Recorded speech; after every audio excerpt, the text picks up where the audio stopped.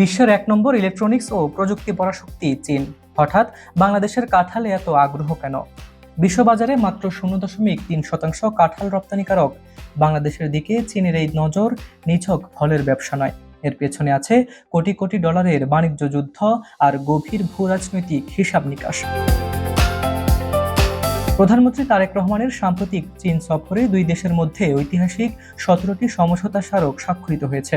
এর মধ্যে সবচেয়ে আলোচিত হয়ে উঠেছে কৃষি খাতের সেই একটি চুক্তি, বাংলাদেশ থেকে চীনে কাঁঠাল রপ্তানি, যা এখন চূড়ান্ত অনুমোদনের দোরগোড়ায়। বিশ্বব্যাপী কাঁঠালের এখন প্রায় ৩৭০ কোটি ডলারের বিশাল বাজার, যার সিংহভাগ বা ২৫% নিয়ন্ত্রণ করে ভিয়েতনাম। অন্যদিকে চীন হলো পৃথিবীর সবচেয়ে বড় কাঁঠাল আমদানিকারক দেশ।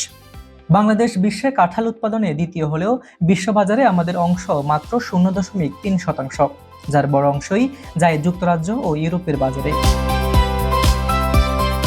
প্রধানমন্ত্রীর কার্যালয়ে মুখপাত্র মাহাদি আমিন জানিয়েছেন, এই সফরের মূল লক্ষ্য ছিল দুই দেশের মধ্যকার বাণিজ্য ঘাটতি কমিয়ে আনা। বাংলাদেশে প্রতি বছর প্রায় ৮ থেকে ১০ লাখ টন কাঁঠাল উৎপাদিত হয়। চীনে এই ফল রপ্তানির সুযোগ তৈরি হলে তা দেশের সামগ্রিক কৃষি অর্থনীতিতে এক নতুন সম্ভাবনার দুয়ার উন্মোচন করবে। তবে এই বিশাল সুযোগের পেছনে কিছু বড় চ্যালেঞ্জও রয়েছে। কাঁঠাল অত্যন্ত পচনশীল। মাঠ পর্যায়ের উৎপাদন থেকে শুরু করে প্রসেসিং ও প্যাকেজিং পর্যন্ত প্রতিটি ধাপ আন্তর্জাতিক মানের হতে হবে, যেখানে আমাদের অভ্যন্তরীণ সক্ষমতা এখনো সীমিত। বিশেষজ্ঞরা বলছেন, চীনের সাথে এই সমঝোতা কেবল রপ্তানি আয় বাড়াবে না, বরং কাঁঠাল সংরক্ষণের আধুনিক প্রযুক্তি শেখার ক্ষেত্রেও বড় ভূমিকা রাখবে। হাবিবুর রহমান নিশান, খবর সংযোগ।